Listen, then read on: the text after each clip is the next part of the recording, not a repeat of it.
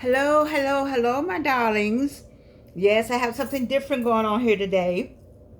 You know, I have all kind of girls up in this house. Yes, I do. Listen, I have this on today because I think I talked to you about going to the Cannes Film Festival. And I just want to clear up maybe a couple things. This is Cannes, Cannes.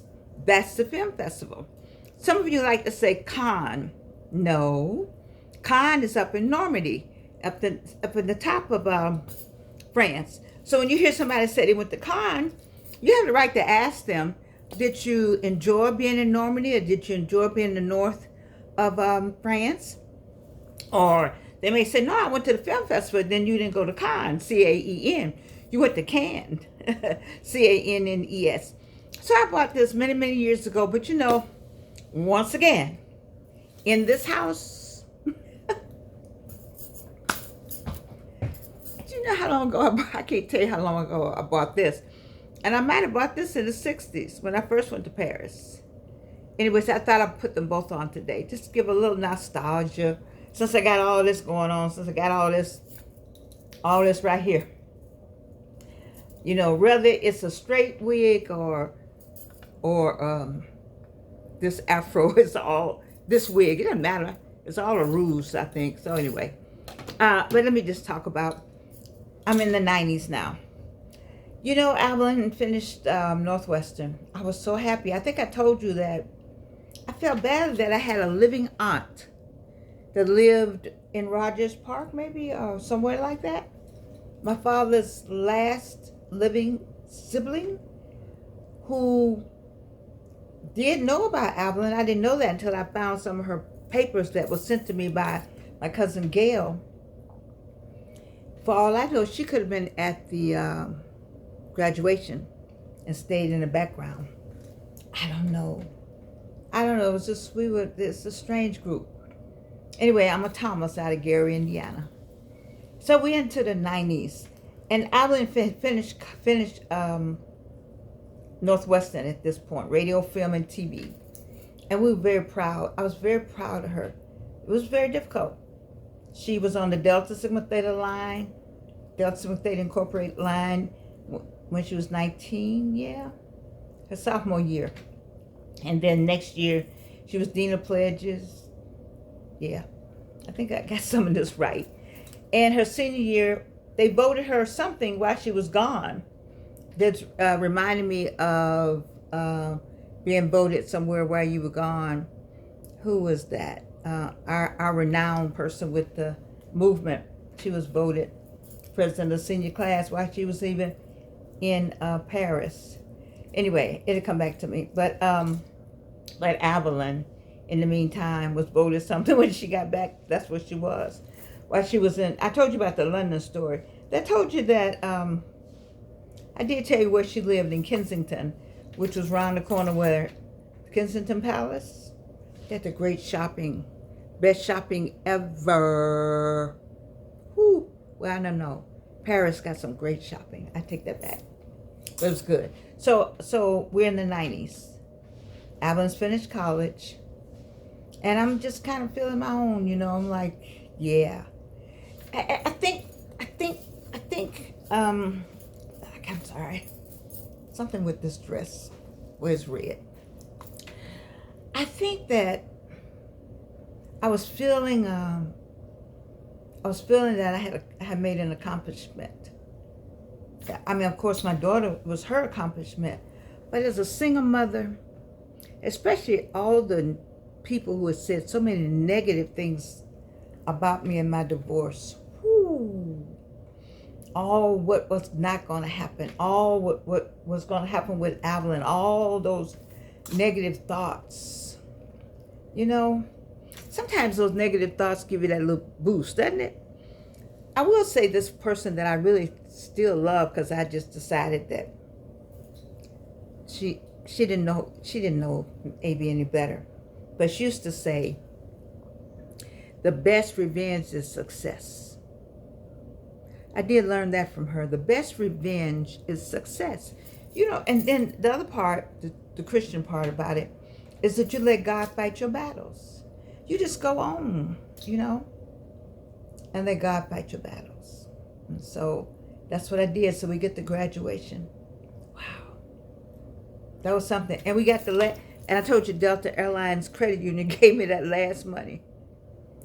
I'm telling you, I begged those people, please give me this last check. This girl got to come out of school. So I went up there and piled up all her stuff in the car. Everybody was so happy. A graduate.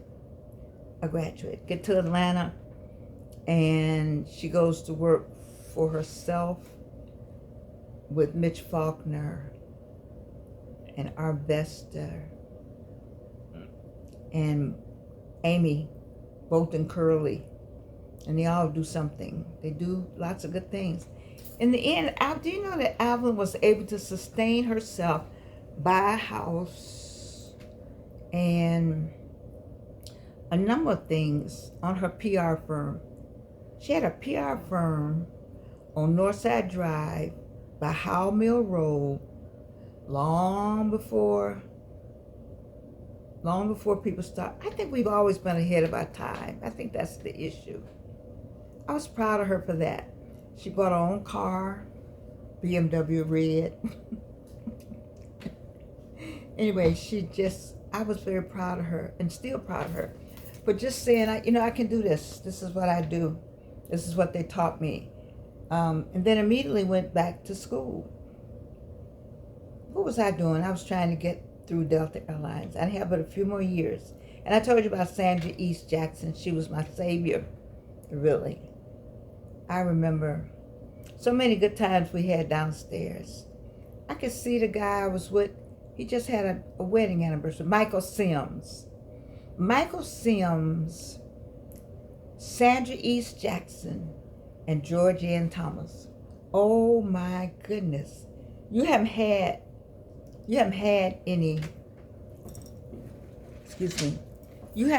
anybody work together until you put us together.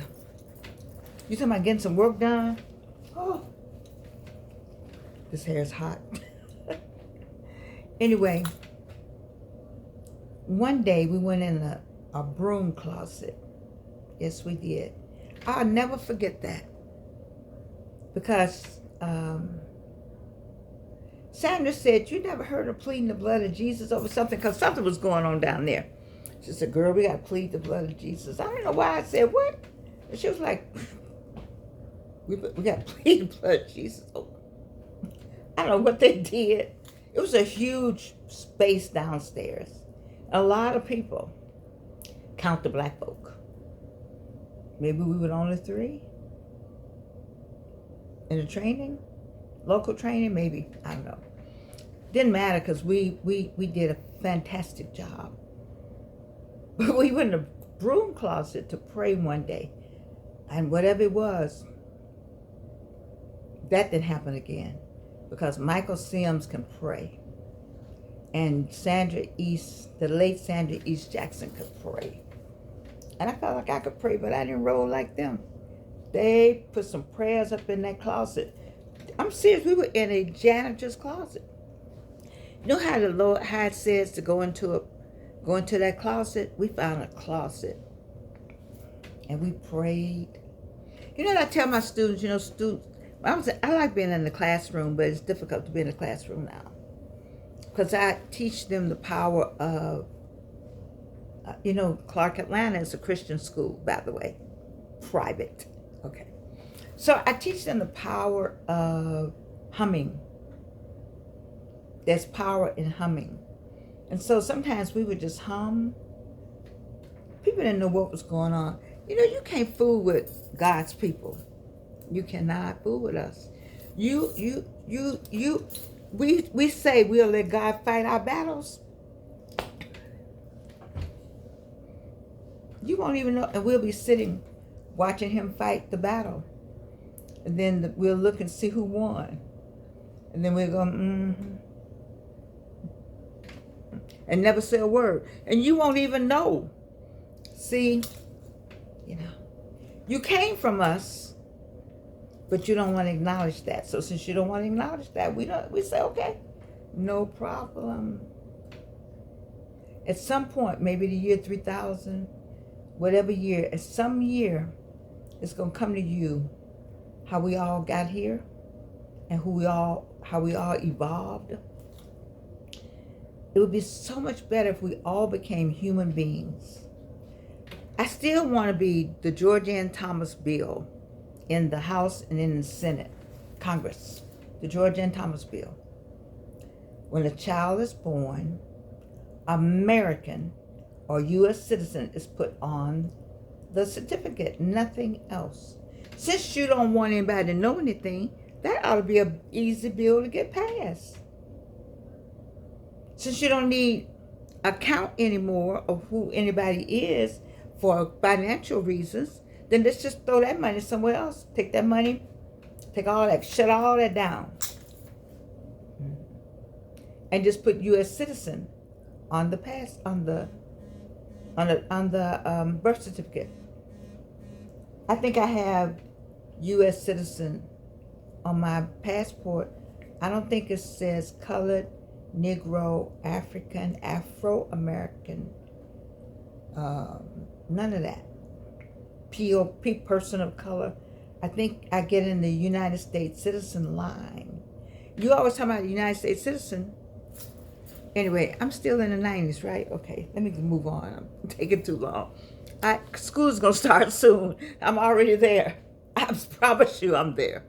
All right, so let's talk about the night Evelyn has finished college.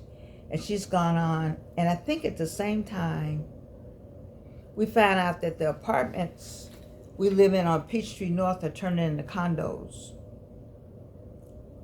I don't think we investigated what it would cost to live in there, because I think something could have been done, now that I look back on it. But we moved out on Donnelly in the West End. That was an awakening. Donnelly was Donnelly. But I look at how God, when he got a plan for you, you can't do anything about it. So let's look at, I retired in 94. Yeah. And when I retired in 94, you know, I couldn't believe I was doing it. I don't want you to think I had a plan. This is not the 90s. I don't want you to think I had a plan. I did have a plan. I planned to leave Delta Airlines because my daughter had finished Northwestern. I was going to get full benefits, health benefits, and I was going to get some kind of check. And I said, okay. I had a master's degree. I knew I'd go somewhere. I could do something. But I could get those benefits and flying privilege the rest of my life. And my daughter could fly the rest of her life. And so I was like, I mean, even after I passed away, my daughter could still fly. It's a gift that keeps on giving. I just didn't see any need to stay there. I had done my time. You know, I didn't see why I need to stay any longer. But and so it was a good exit for me. I felt good about it. I didn't have a plan, but God had a plan. So let me give you plan one. Soon as I retired, a guy came to me and said, you retired, this is how he put it, you retired from a Fortune 500 company in the area of training. And I said, yes. He said, you don't get it. I was like, okay. He said, you retired. Repeat after me. I can't tell you his name right now. And I don't want to say the name of the company because then you'll be like, oh, Jordan. He said, girl, you retired from a Fortune 500 company, Delta Airlines, in the area of training. Get you some business cards, get you a plan, and go on and continue to be a trainer. This may sound great, but I was like, But why would I do that? He's like, you can make so much money. That was a good reason right there. But you gotta know, oh my God, people, when you look back over it, if someone is doing a sociological, that makes sense. Maybe the social worker people, the psychologist people. If you go back to the beginning of this journey and stay with me, you can just write a book just on me and opportunities, you see.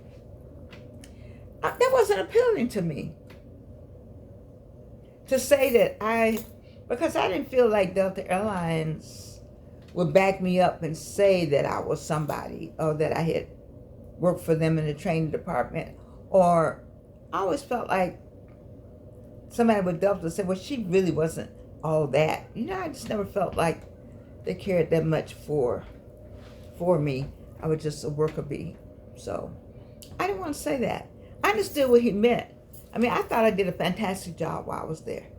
I love what I did when I was there. But I got it late. You know, if I had gotten it earlier and gone really to the really big training department, I was the training department at the airport, which is still good, you see. Now, they did let me write and correct, and so that was good. That was with people I loved, and that was good. I was in a good space, and that was good. And Wayne McMillan made sure I looked good every day. In Ferragamo shoes, Regenstein dresses, Rich's, Macy's, something, you know. Neiman Marcus, something. I look like I was the one teaching the class now. But when I came out, I just didn't have that same kind of feel. Until the same person said, look, I got a job for you. I said, okay. He said, no, I'm serious. TRW. But that's a big name. I was going to find a paper. I got a paper around here. TRW Engineering, that's a big company. And they had just been awarded the 911, the new 911 enhanced for the city of Atlanta. And they were going to install this 911 system in a warehouse that used to be Sears Roebuck on Ponce de Leon. And so the old Sears was going to have the police move over there, and we were going to put this 911 system in. And I see it, and what does that have to do with me? That's great, wonderful.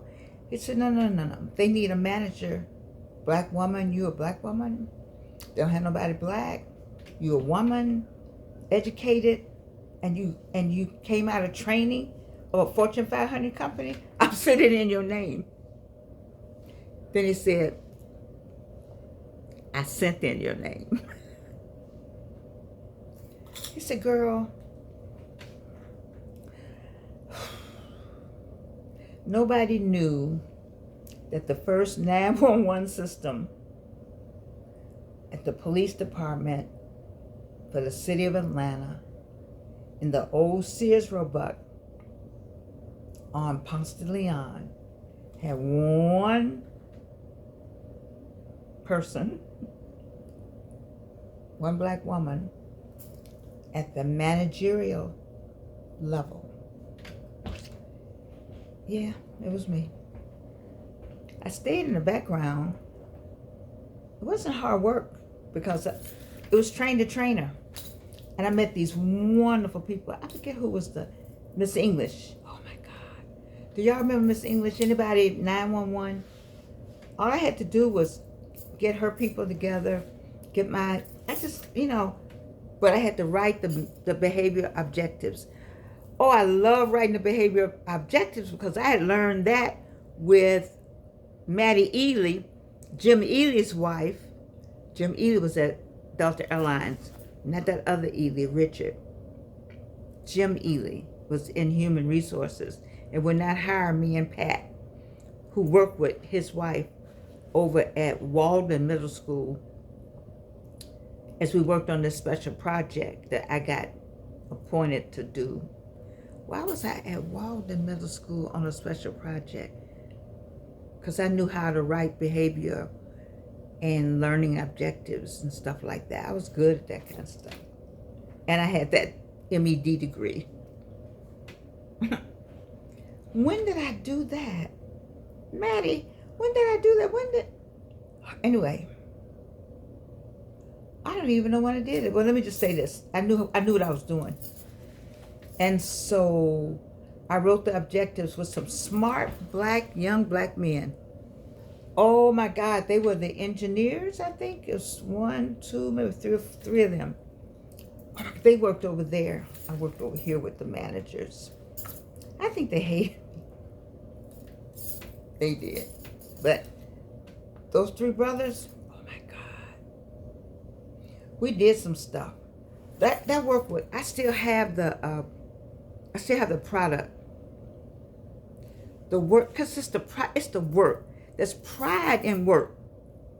I thrive on doing good work. You know, the mental kind, and thinking of things and being creative and putting it together and then holding it up and like, yeah. I thrive on that. I think it's important to have a good work ethic. I had a good work ethic at Delta Airlines. I did. They didn't believe it. Oh, did I tell y'all? I had to go back and listen to my own stories. Because did I ever tell you about going to the back door? I never finished that story. Delta Airlines sent me out, not Delta Airlines, the PR department was trying to find something for me to do. Sent me to speak. I liked Harriet though. It was a white woman there. She and this white guy, one white guy, maybe 2, that respected me, respected my intellect. I can only figure of 2 people out of the whole freaking department. But I know that Harriet respected my intellect. There was a guy from Boston. He did too. Y'all had already raised him up north. And from Cambridge or somewhere. And, but anyway, so she said, Delta Airlines, you need to go out and speak to these people about PR. So I drove up. Did I tell you the story? I must tell you again. So I drove up. There was a man in front of the building. It was a church, but they had some kind of group. It was way out. It was all white. Yes, it was. So I got out the car and I said, I'm looking for some name. I said, I need, he told me, go around there to the back door. He sure did. Took my happy self right around to the back door. Went to the kitchen. I said, ma'am, I'm looking for such and so. She said, well, it was somebody in the front supposed to be meeting you. I said, well, he's the one who told me to come to the back door.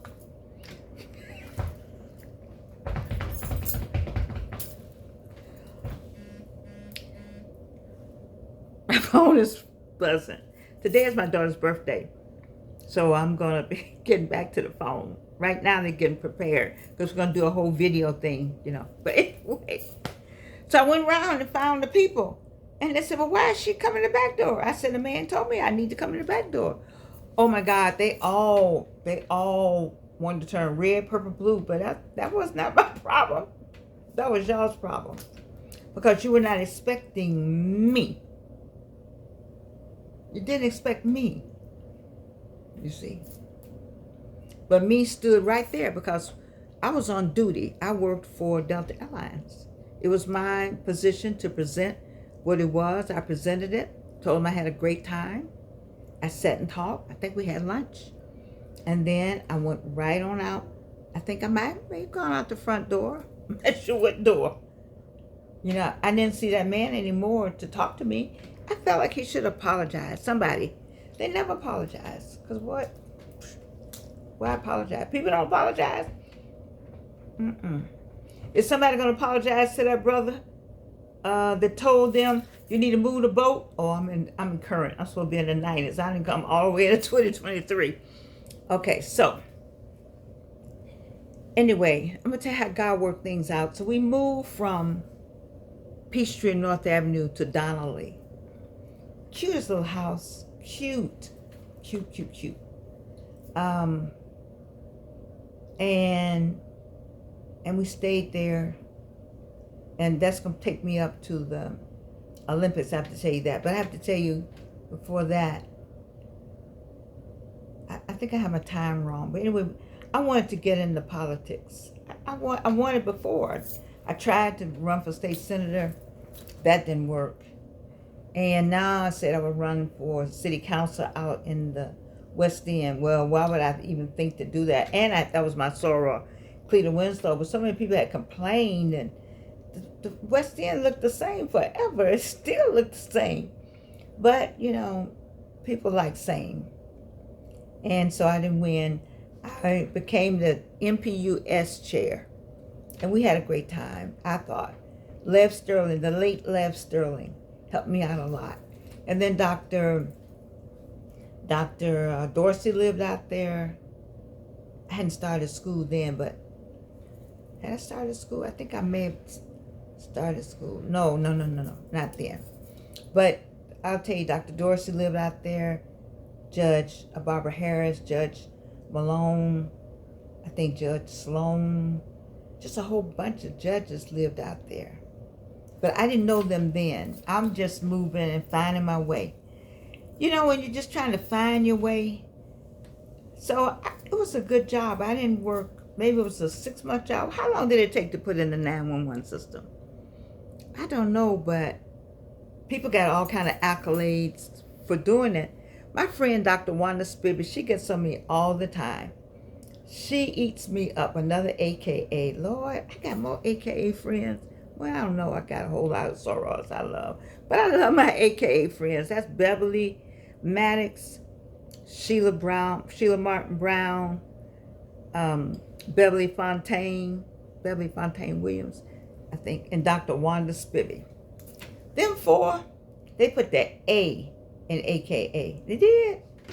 Uh-oh. They did. It's some more, y'all, I know. But I'm just telling you who I'm dealing with right now. They give me heck. Well, Sheila doesn't. But the rest of them give me. But it's all good. Because they are really, those three, they are really interested in me and uplifting. They uplift their friends. They uplift people. They never ask for anything. They are very uplifting. They say, what can I do to make it better for you today? Oh my God. That Wanda Spivey, that Beverly Maddox, and that Beverly Fontaine, they ain't no joke. They love me as is. And they love me enough to do whatever it takes for me to get wherever I need to get. And I didn't even ask for that, because that's not why you love people, to help you get somewhere. That's not, you just love them and be nice if they did. But, you know, you just kind of shove it off. But Wanda gets on me about this. Georgianne, it doesn't matter who gets the credit as long as the work gets done. Leo, L-E-O, and she's an L-E-O. What Leo is that? Anyway, I work on it. I'm working on myself. So, nobody ever knew that I was on the team, the TRW team. But I had the paperwork in there. ACRS, that was the name of the program I think we put in. It was a pretty good program. You've improved on it now, and police are not over at Ponce de Leon anymore. I don't know where everybody went. I don't know what you're doing. But I just want you to know how much I enjoyed the work and how proud I was of myself. And I want to thank that brother. I won't call his name or the name of the company, because you'll be like, Georgia, you know them. But I don't need to tell you. I don't need to call their names. But, you know, he said, you need to look at this. I've had other people say, Georgianne, you had good training, you know. I suppose you're supposed to think about making money. If you do a job that you love, you do it free. And then if the money comes to you, that's good. I'm a very creative person. I did enjoy working at Delta Airlines. I never made, my daughter does not like this, but you know, I've never made over $50,000 in my life. Maybe 51. Now remember my life. But it's okay, it's okay, because I took what I had and I made it work for my family. You know, I was homeless twice. Did I tell you that? One time we came home and I was living in a little space up in Sandy Springs. And it was I told you that, it was a white girl. She had one part, we had the other part. We came home, lights were out. All her furniture was moved. So it's okay. What I try to say about this journey is that I stayed on it. You know, in the 90s, we're going to work up to the Olympics. That's a whole other thing. I need to go get some show and tell. See, if I were doing this in a book, I would have pictures. I have tons of pictures of stuff that I would love to share with you. But these 90s were, I was in my 50s, maybe. If you're in your 50s now, you should be having a great time. Whatever age you're in, but definitely your 50s. Definitely your 50s. You should not be complaining. Maybe have like one little ache, maybe like maybe a tiny little ache. But you should be enjoying life, because whatever, 50s, 40s, 90s, 80s, it doesn't matter. But I just don't want people getting their 50s and just throw their hands in the air like they just don't care. Keep at it, whatever it is, keep at it. Stay on it. Don't let it go. Look at me, I haven't let it go. At what age am I now? 81? No, I'm 81, going on 71, going on 61. I wish I could be 61. I have someone I dearly love, and I really need to be 61, but that ain't gonna work. So I'm gonna stay 81, and we're gonna meet on the other side. We're gonna meet on the other side probably, because I don't see how I could work out right now. Anyway, I love you. I've gone past my time. Today is August 8th.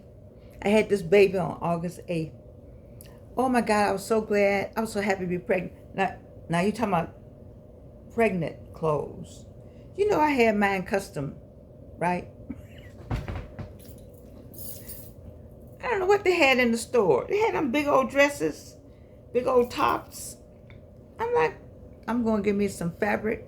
Found me a lady, raw silk, beautiful, big. But you know what I'm saying? I don't understand this whole stomach thing.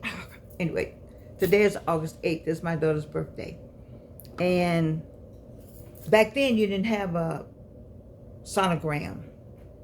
And so I woke up and I said, what did I have? Oh, you trying to figure out why I was asleep? Oh, I had C-section. You had to worry about, wasn't no screaming, wasn't no epidural, none of that. There was like a shot in the arm.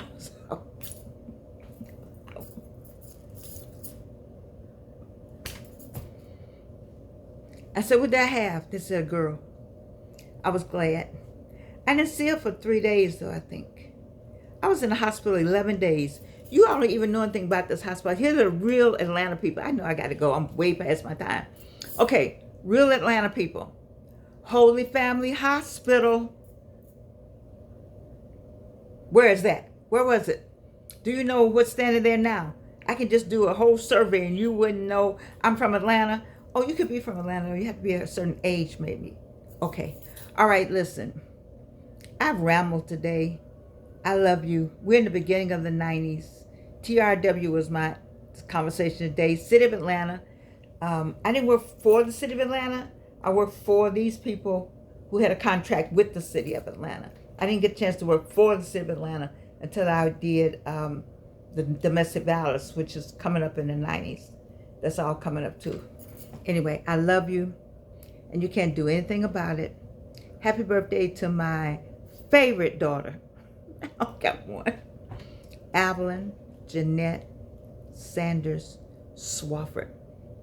She married Raymond Swafford, and they're raising Nalea Swafford, my little darling. I'm her little Gigi.